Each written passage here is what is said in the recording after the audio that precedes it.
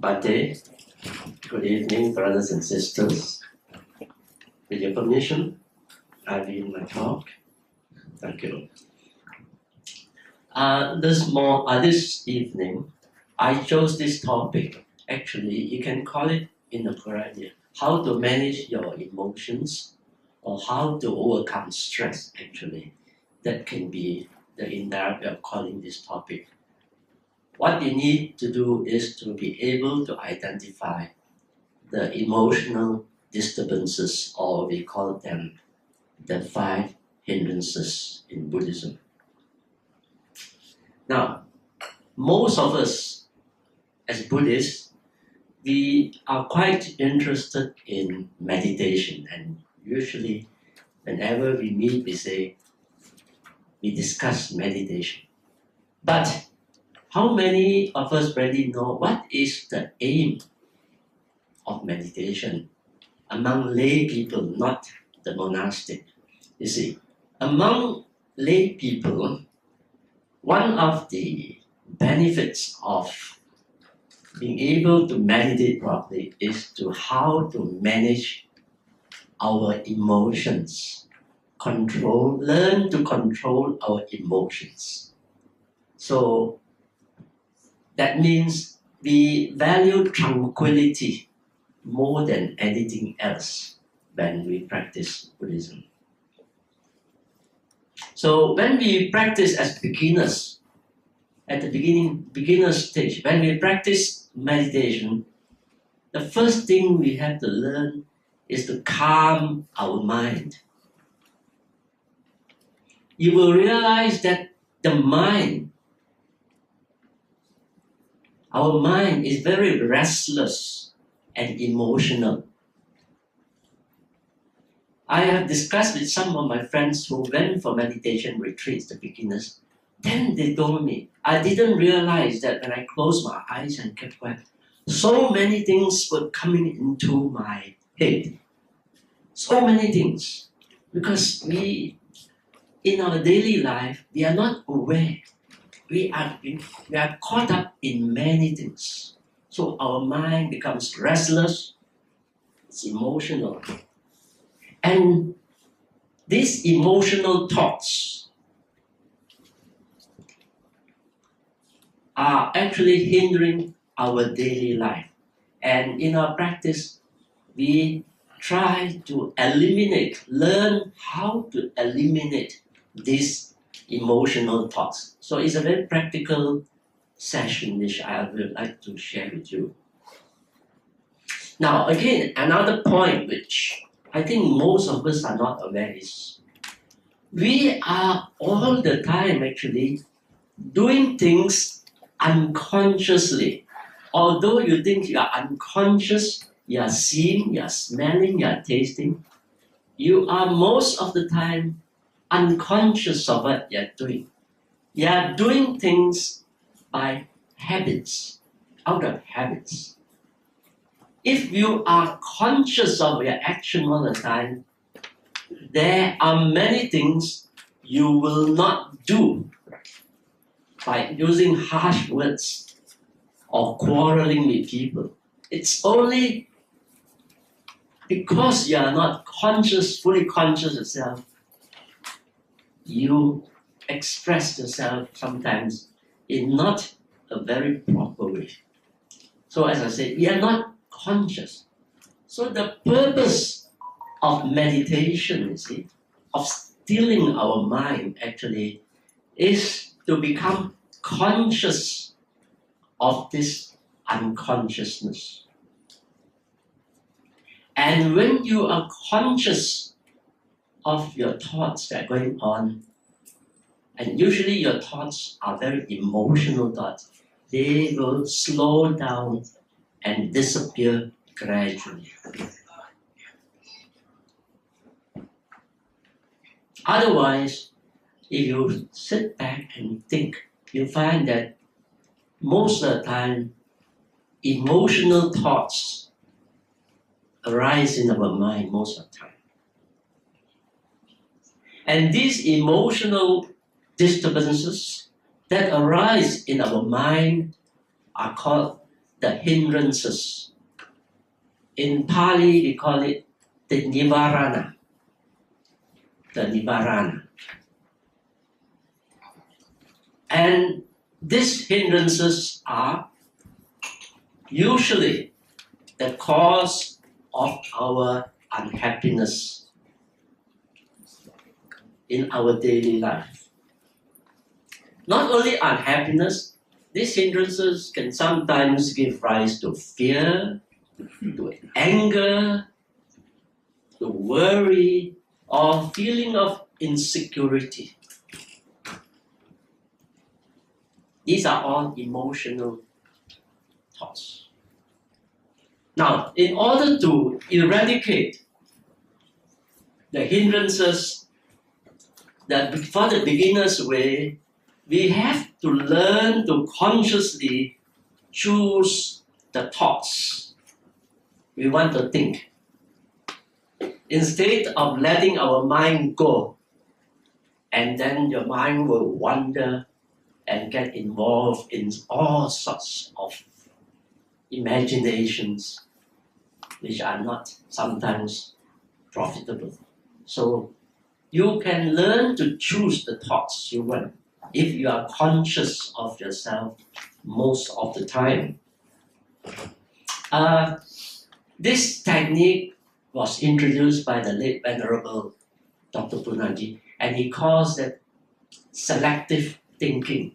Learn to choose the thoughts you want, provided you are conscious of yourself most of the time.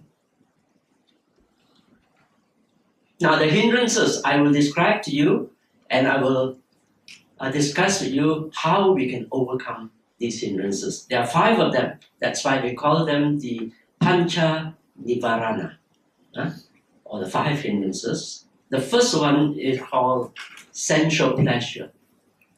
Kamachanda, they call it in Pali, sensual pleasure. I've given them to you in the notes so you can go back and refer later on. The second one is anger. First is sensual pleasure, the first hindrance. Second is anger, we call vapada. The third one is the lethargy or sleepiness sometimes. The fourth is the anxiety or worry. Some people are worried. Some people are very anxious all the time. So how do we handle all these things? And the fifth one is, actually they call it vichikita, which some people say doubt. It's not doubt actually. It's the mind that is vacillating all the time, going undecided, not decisive. That's the fifth one. Now, okay, I will first and foremost discuss the sensual pleasure and the anger, the aversion. They come together.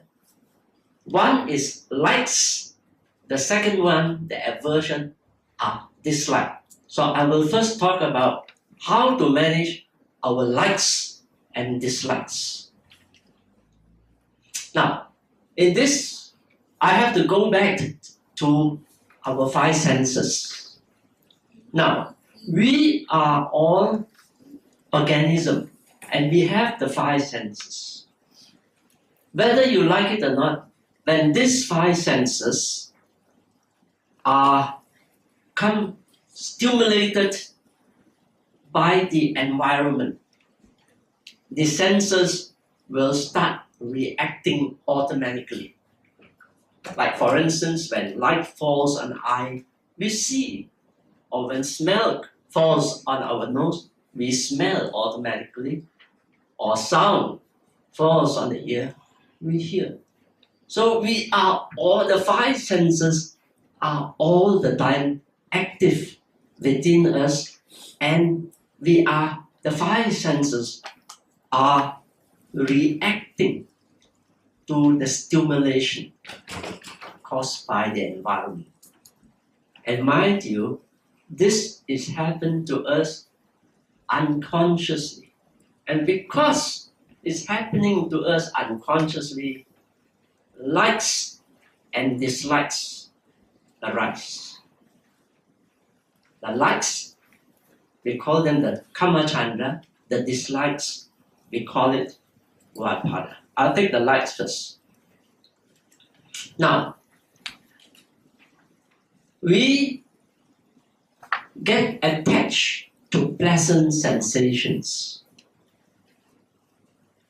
whether a pleasant sight, a pleasant sound, a pleasant smell.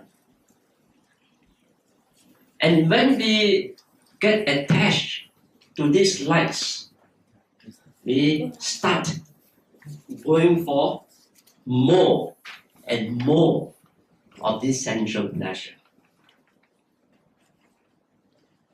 But as Buddha has said, going after sensual pleasure will not make us happy. You see, today I can give you a few examples. What are the sensual pleasure we are going after? I give you an example. We want our body to remain youthful, healthy. But in reality, this cannot happen. You feel happy if your body is healthy and youthful. You want relationships to last forever and remain. It cannot. There are ups and downs in your relationship. Or you want what you have gained to remain the same. It will not remain the same. It will change after some time. Just like your fame or your property, it does not remain the same. And when these things changes from the better to the worse, we all become unhappy.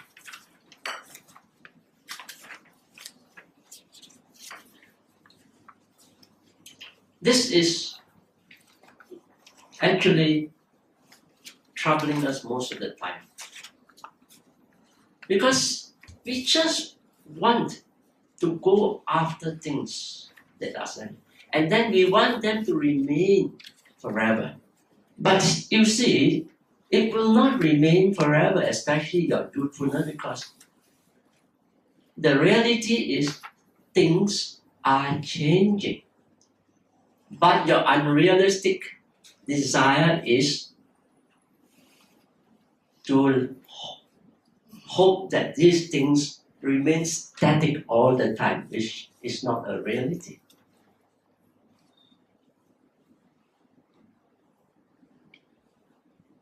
So usually it is our inability to cope with this reality that gives rise to what we can call dukkha.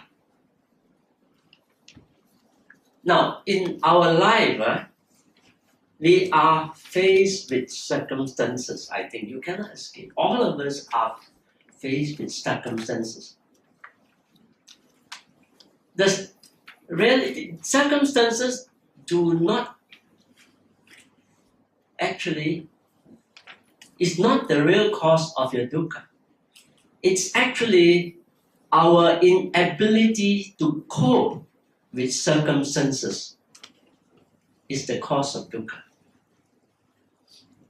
I give you an example. We all grow old, fall sick, and eventually will die. All of us is a reality.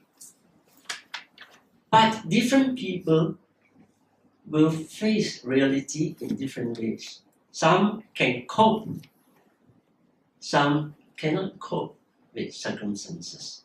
So it's your ability to cope that will lead you to happiness or relieve you from unnecessary worries in your life.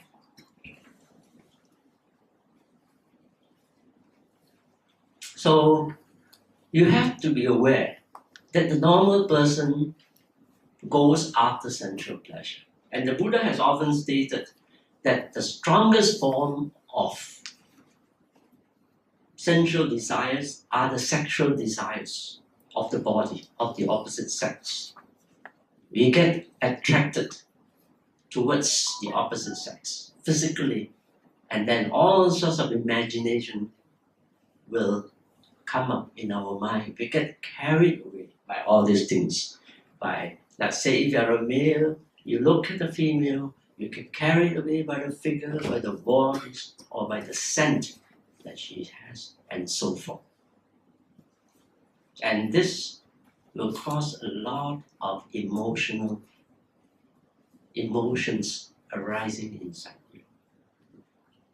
Now, how do we handle especially this sort of sensual desires? I just speak on one, which is the worst among us, is the sexual desire. How do we handle this? The Buddha gave a few examples in his teaching. And one of them is, they call the Asubha Bhavana. That means it's a type of meditation the Buddha recommended. By the way, this I am talking about a little bit of meditation in our daily life. So when these things, when you're carried away by this, you recall this, what the Buddha taught, Asubha Bhavana. The word Asubha means repulsiveness or foulness. Now, if you look at your body, you will recall that it is not that, you will notice that it's not as pleasant as you think. A body that has not been washed or unkept, it's not that desirable. And there are many parts of the body, if you look at it, part by part, you find that after all, you realize that that person is not so desirable, not so desirable.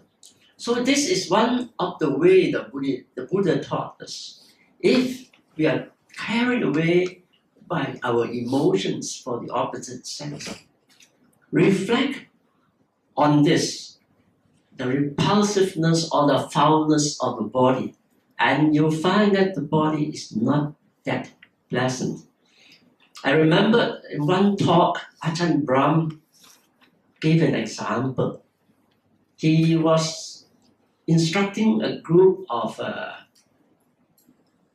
meditators, and he realized that one of them was always, in a way, he missed his companion. And when he asked, he said, "Yes, I miss my companion very much."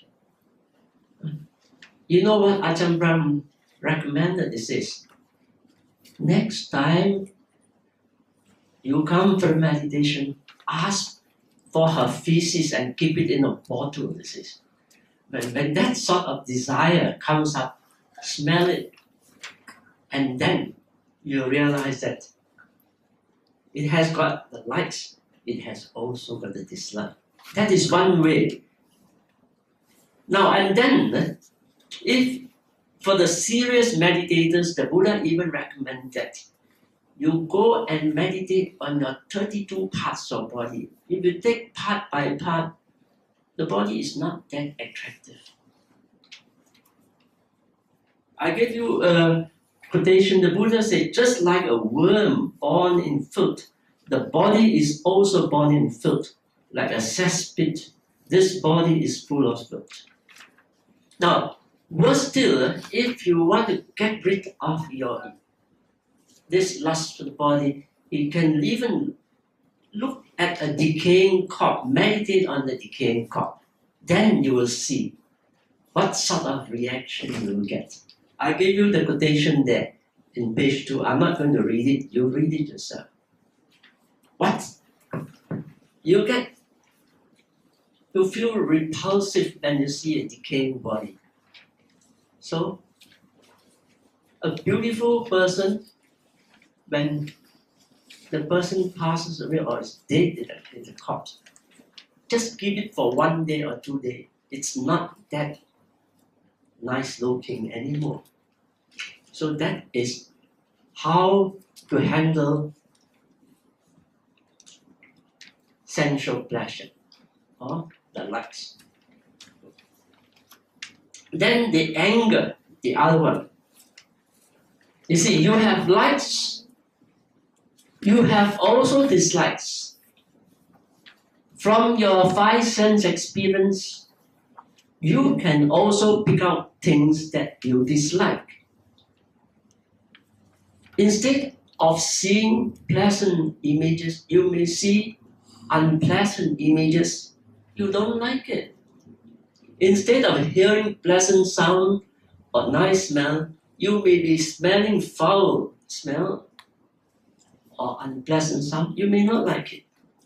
So it is just the opposite of the likes. In the case of the likes, you want them to remain forever. It will not. In the case of dislike, you want them to go away for quickly. So if you are not careful, you find that you are all the time disturbed by likes, by dislikes, by likes. So you get, and that is actually dukkha. It causing you a lot of discomfort. You know what the Buddha taught? He says, when thoughts of anger and ill will arises in your mind, you change them, if you are aware. Change them to thoughts of compassion and dispassion. Be able to change them. When you feel the anger is rising, when you see certain birth, change it to have compassionate thoughts, dispassionate thoughts. So what did the Buddha recommended in this case? The practice of metta and karuna.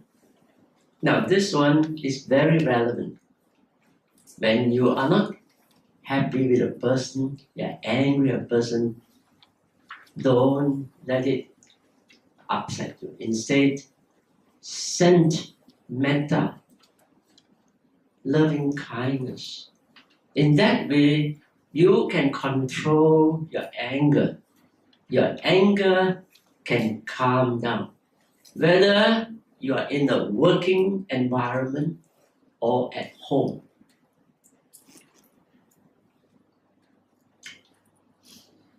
So you'll find that if you are able to practice metta and karuna, it can help you to overcome this hate and anger in you towards other people. Wish them well and happy. And you will gradually reduce your hate, your anger. Then in the end, you become a happy, a peaceful person. That's why sometimes we need to calm ourselves and practice a certain amount of metta meditation to do that. So the Buddha recommended this metta meditation. Now metta actually means universal benevolence or universal goodwill. When you practice metta, by the way,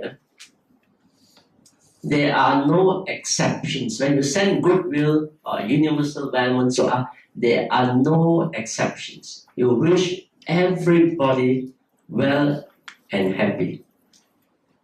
So what you are doing actually indirectly in this practice is you are broadening your mind. Originally, your mind may be a narrow, self-centered mind. But once you start cultivating universal benevolence, you broaden your mind. You become less self-centered.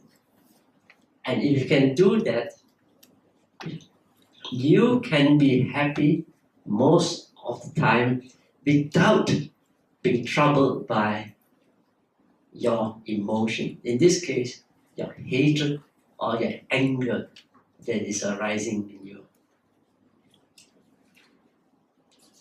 So practice metta and karuna.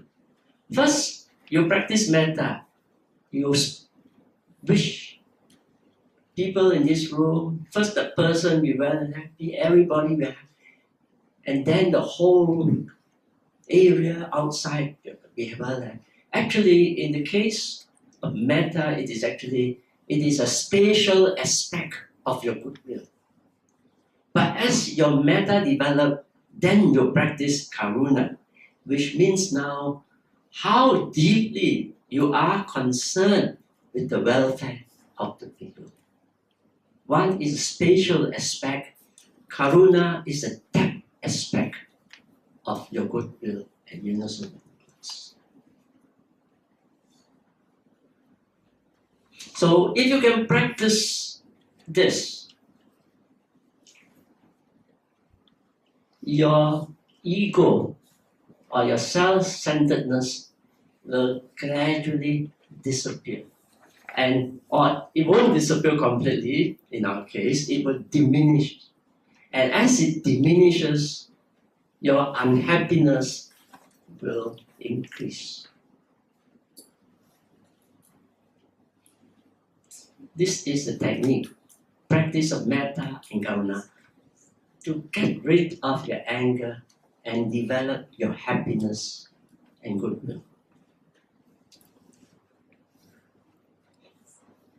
That's why even in the practice of Buddhism or meditation, you realize that one of the main things you have to learn to do is to reduce your ego. That's why they say let go.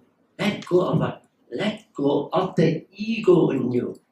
It's because the ego in you or the self-centeredness is so great that you have likes and dislikes coming up. Because you think you are the center of everything. Let go of it, and you will be happy most of the time. Now, the third one is tinamida, normally translated as sloth and torpor. Sloth and torpor. But I prefer to translate tinamida to mean lethargy and drowsiness. Now, in this case, it is also referred mainly in our meditation practice. Now, at some time, you'll find that when you practice meditation, this sloth and torpor or drowsiness, it comes in. Now, how do you overcome this? This is also an emotional disturbance. I remembered the meditation teacher said, if you are sleepy and drowsy in your practice, as in, don't sit, get up and walk. Keep on walking.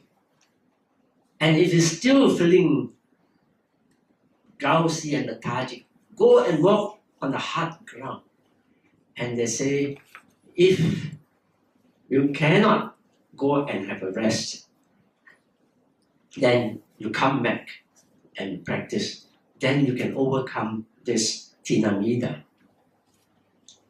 Now, for the most serious meditators, this laziness, lethargic,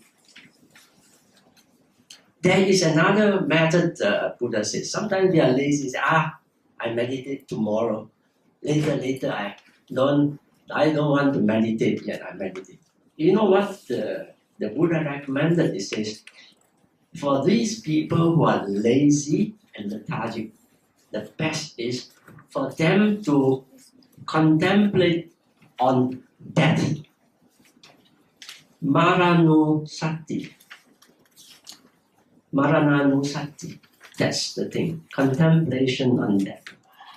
The purpose of this meditation, when you contemplate on this and that, then you realize the urgency of the practice. You better start practicing now, at least to a certain extent. Then, before it's too late, you can die anytime. We can die now, we can die tomorrow. not necessary when you're old.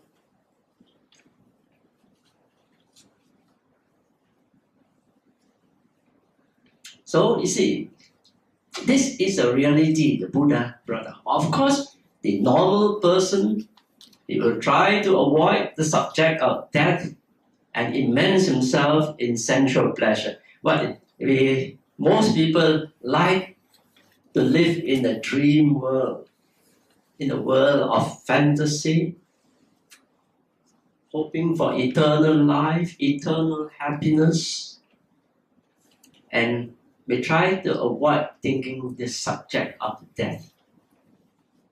But the reality, the Buddha said, is you have to contemplate on this. Then it will make you work harder in your practice. Then you will see the urgency in working harder to succeed.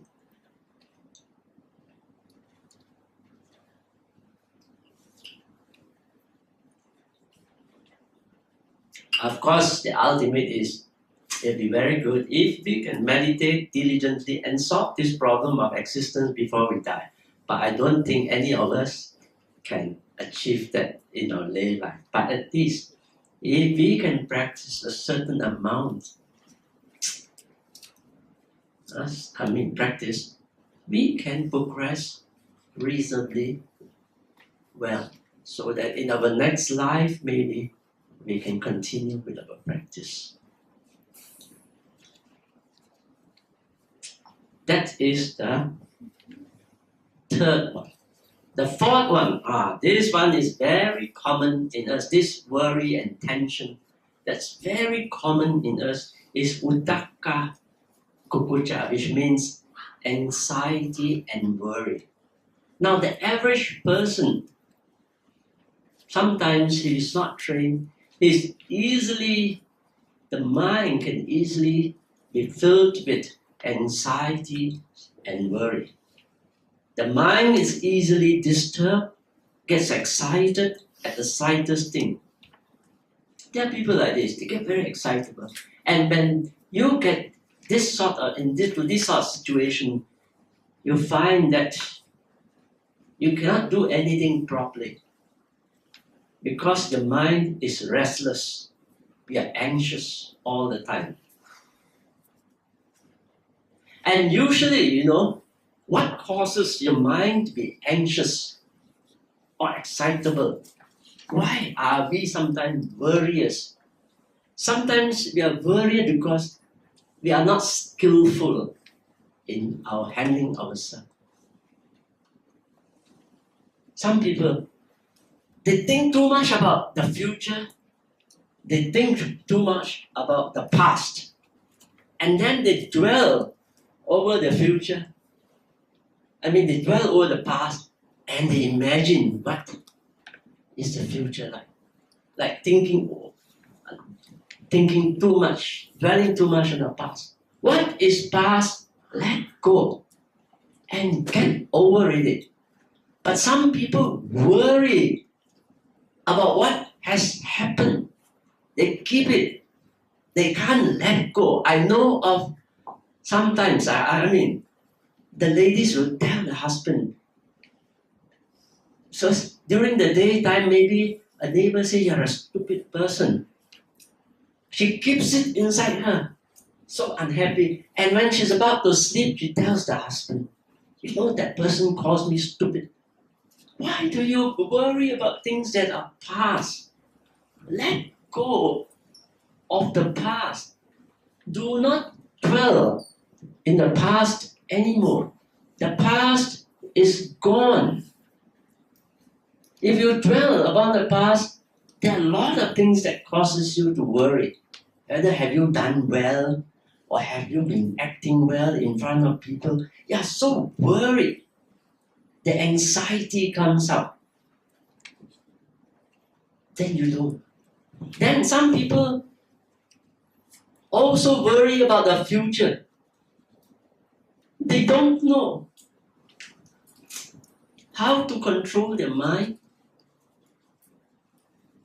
They think, now, what will I be tomorrow? Or I'm going to have an exam, will I do well? Or will I fail? Or what will, if I do this, what will my boss think? Or what will my colleagues think? They worry about the future. Actually, you cannot worry about the future. It's just an imagination. The future has not come. It's just an imagination. Now, people who dwell too much, so in other words, on the past and on the future, they will be forever having this anxiety and worry inside them. And the worst, I think, for people who worry too much about future is when they get a panic attack. I think that's the extreme of the worry. Then they start thinking all sorts of negative thoughts. The imagination starts working. Now that is the most negative aspect of thinking. What did the Buddha teach us in meditation technique? He says, we learn to be conscious of the present. Note the present. And if you are aware of your present, you can control at least to a greater amount your action. Your decisions will be clearer. And then you do not worry about what will happen. If you are able to manage your present with good actions, you need not fear the past, you need not fear the future. That's why in meditation, we try to be conscious of the present. Moment to moment, you try to note and be aware. And then you should be alright. But in the case of the practitioners, the Buddha has also recommended one good technique for people who are restless or anxious or worried most of the time. He recommended another form of meditation called Anapanasati. Anapana means breathing exercise. He recommended his disciple practice breathing exercise to overcome worries and anxiety. I think most of us have been doing that sometimes without realizing. So when somebody gets excited, he falls down or something, they say, wait, have a drink, take a deep breath. That is, get back to the normal self. So, but in this practice, the Buddha says, practice your breathing meditation. Watch your breath. The in-breath, your out-breath. Whether the in-breath is long, the in-breath is short, or the out-breath is long and short. When you take the breath and focus on that, you gradually begin to release your emotions, your tensions. And when your tensions or your emotions have been released, you become more tranquil and relaxed. Your body becomes relaxed. Your mind also becomes calm. So, this is one way.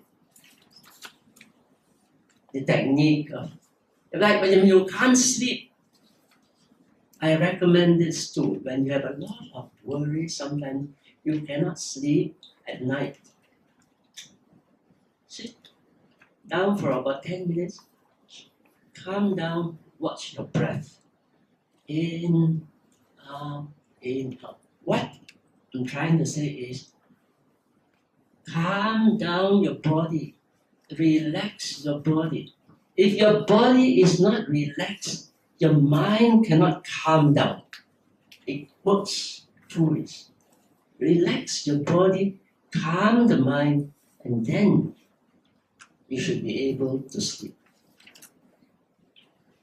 Some people can't sleep, I know. They worry before they sleep. Use the breath. Of course, the more technical one is the anapanasati.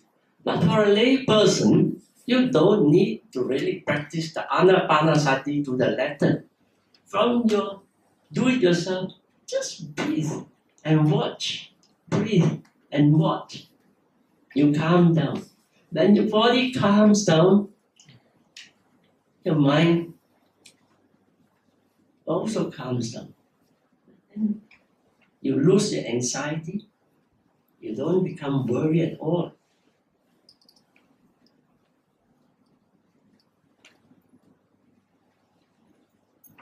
Many of us, we take our breathing for granted. Of course, we must breathe. We must breathe. It's a natural thing. But when you focus on your breath, you will notice that your breath is not the same all the time. It depends on your physical self. When you're excited, your breathing is different. When you're calm, the breathing is different. If you watch your breath, it's different. When you're excited, you watch. Your breath is short, jerky. But as you calm your mind, get rid of your worry, your breath becomes longer and smoother. You breathe in longer, you breathe out longer. So you note the changes that is happening. If you cannot calm your mind, you cannot sleep.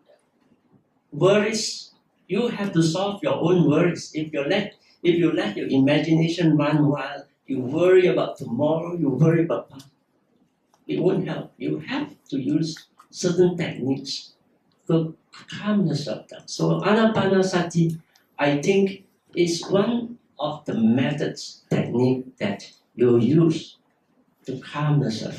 Watch your breath. Okay? Then the last one, vichikicca. Now again, this one, the conventional translation, they say it's skeptical doubt. Actually, it's not skeptical doubt. It means the vacillation of the mind. The mind is vacillating. Or the mind that is pulling in two different directions. Now, it means, vicikicca means, if it pulls, the mind pulls in two different directions, that means the mind is in a confused state and it cannot decide what is right or wrong. That's why you call it a doubt. It's because of indecision. You cannot decide. So in order to understand or how to overcome vicikicca, you have to understand how the mind works. And as I told you earlier, when you are emotional, when you're angry, when you're excited, you can't think straight. You don't think well. When you're angry with a person, you can't think well. You don't make good decisions. You can only make good decisions when you can calm your mind. So, in this case, how do you calm your mind to stop it from pulling in two directions? That one, you need to know how the mind works. As the Buddha stated, he described the mind. The mind, it can be either an emotional mind the two parts of mind. It can be the emotional part, they call it chitta, or the thinking part, mano. But unfortunately, in our natural self, the emotional part is always very much stronger than the thinking part. That is the natural person. So the thinking part will pull in one direction, but ultimately you find that the emotional part will pull in different direction, and the pull from the emotional part is always stronger. So this again requires practice to overcome the emotion and let the thinking mind take over the emotional mind. Okay, it all boils down to practice to overcome your emotional disturbances. I'll give you one very simple example of why I say the emotional mind is always stronger. Now, every morning we start with the 5 precepts. We undertake not to harm, we undertake not to steal, misconduct, or use harsh words. We recite in the morning very seriously. We know what we are thinking. Because that's the emotional mind. The thinking mind tells you to do that. You take your precepts at the beginning of the day seriously. But during the course of the time, somewhere, somehow, we break all our precepts. I won't say we break it willingly, but sometimes we break our precepts not knowingly. I don't say it's wrong. It's okay. If you are aware of it, start again tomorrow. Perform, try to do better the next day. But what I'm trying to tell you that our emotions are stronger. You recite the precepts in the morning, sometime during the day, we break the precepts. We get angry with people, our emotions come out. We use harsh words. Sometimes we are carried away by certain pleasant sensations. We want more and more, that we become greedy. Greed. Then we go after sensual pleasure. So, although early in the morning we recite the 5 precepts, so the whole practice in meditation, one of the practice is to understand how the mind works so that you can handle the emotions in a better way. So you can become more rational. Once the thinking mind can take control of the emotional mind, then this uncertainty, the wavering of mind will become less. And you make better decisions, you are a happier person, you are less confused. But it is not easy. It's not easy. As you see, Vichikicha, the modern psychological term, Bhante Punjaji calls it cognitive dissonance. Cognitive dissonance. It means you think in one direction, you act in a different direction. You are not acting the way you speak. I tell you, we parents are sometimes very guilty of that. Cognitive dissonance. You tell the children, don't smoke, but the father goes out and smoke. Or don't drink, but the father drinks. He tells you not to drink, but he drinks. That is cognitive dissonance. He tells people, the doctors are also, don't smoke, but the doctors are smokers sometimes. Say one thing, do another thing.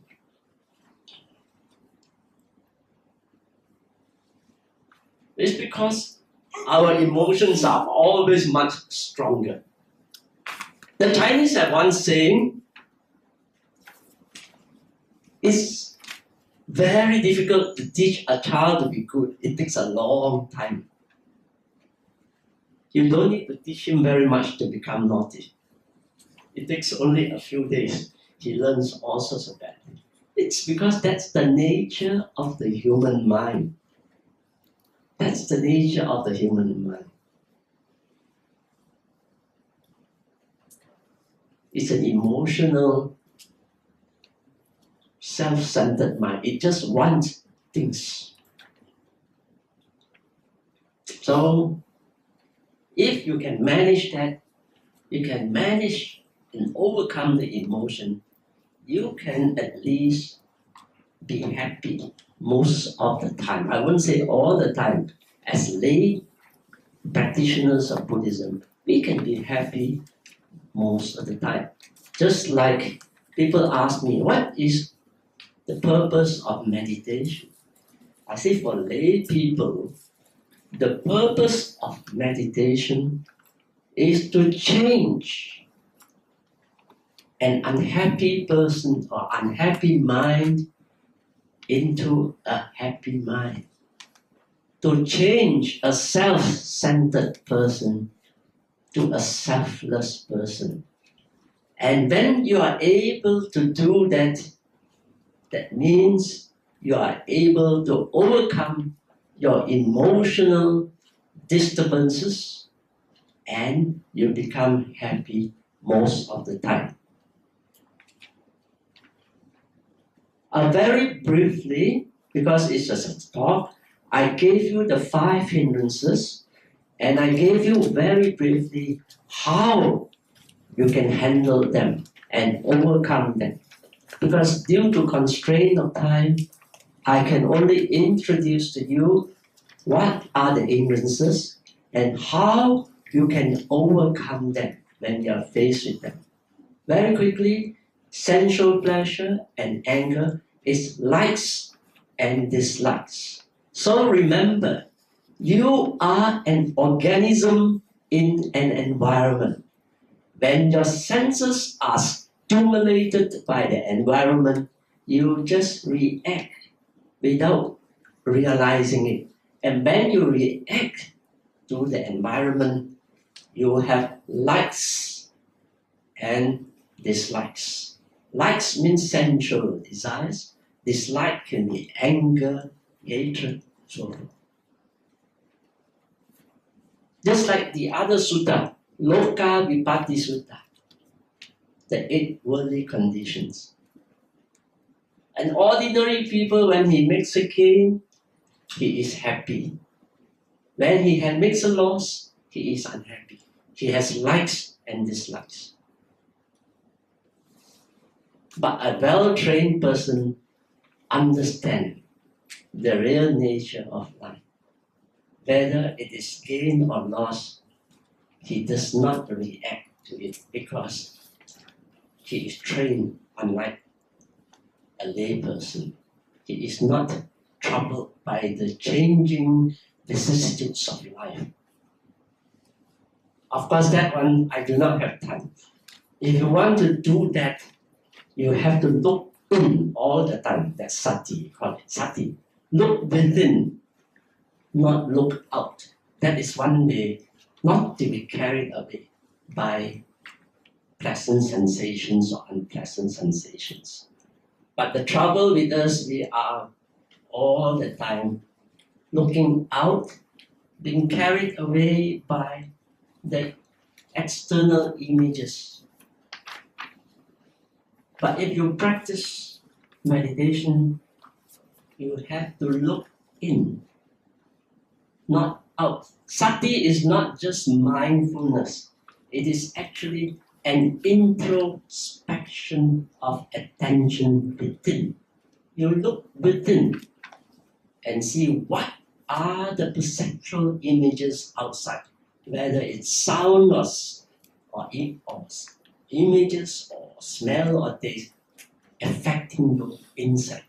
And once you become aware of it inside, it gradually disappears. It won't disappear straight away.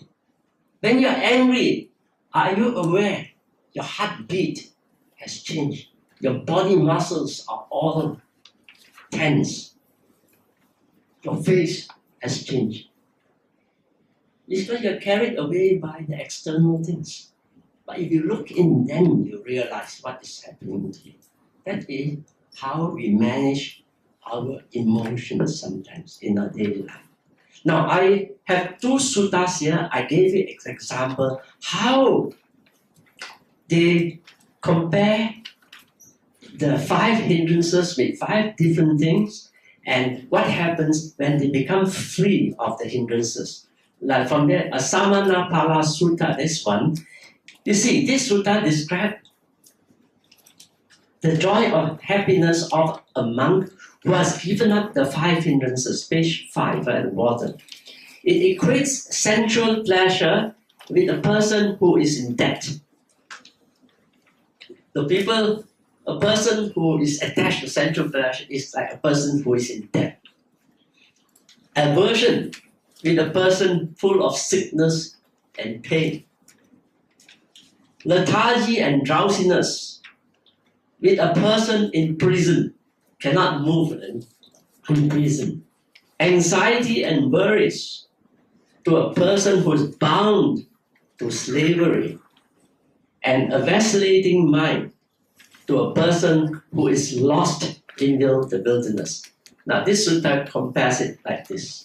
It gives you an idea of what the 5 nivaranas are like. And now, what does it say when a person is able to free himself from the 5 hindrances? Now, it says, the first one, a person who is able to free himself from the first one, it compares a person who has given up sensual pleasure to one who not only succeed in paying off his debts, he took the finances straight, but he has also access to enjoy with his family. That is a simile associate. A person who is able to overcome sensual desire. He is free from death. No more debts. So light and so happy. It compares a person who has given up aversion, hatred, to a man who is cured of his sickness and pain. He recovers his strength and is now able to digest and enjoy his food. See, once you have given out your anger, now you feel so nice. You are able to enjoy the moments of your life. This is how this simile compares. It compares a person who is free from lethargy and drowsiness to a person who is safe and free from prison, free from fear of losing his possession. That means if he is able to calm this drowsiness, he has the freedom to do things and he has no fear of losing these things. And number 4, it compares a person who is free from anxiety and worries to a person set free from slavery and now he can go where he pleases. So if you get overcome anxiety and worry, Ante uses a word now, if you can overcome and manage your mind, he called it, you are the master of your mind. If you are the master of your mind, you can choose what you think and delete what you do not want to think. And you can be happy most of the time. But of course, it does not come naturally. It needs a lot of practice to be able to think positively most of the time. And then the 5th one, it compares a person who is free of a divided mind. That means a person who is confused to a rich man who has got out of the wilderness. That is, he was lost in the wilderness, now he is out of the wilderness and he is in the safety of a village. Now he is not confused. That's why when you're confused, you say you are in the wilderness. You don't know what you are thinking or what. A confused mind. So the sutta ends by saying, as long as a person has not abandoned the 5 hindrances, he considers himself as indebted, as ailing, as imprisoned, as enslaved, and as traveling in the wilderness. Yeah, caught in the clutches. He uses this example to show you, that he uses example. And when he's free from the 5 hindrances, he considers himself to be free from all these 5 things. And then there's another sutta. I just give you the gist of it. The Sangarava Sutta, it says, this one actually uses water, clear and murky water. What he means is, if a person is confused by the 5 hindrances all the time, is equivalent to a pot of water, dirty water that has been stirred, murky, you cannot see your bottom. It compares a person whose mind is free from anger and anxiety and whatnot. His mind is calm, just like clear, still water in a pot where you can see right through to the bottom.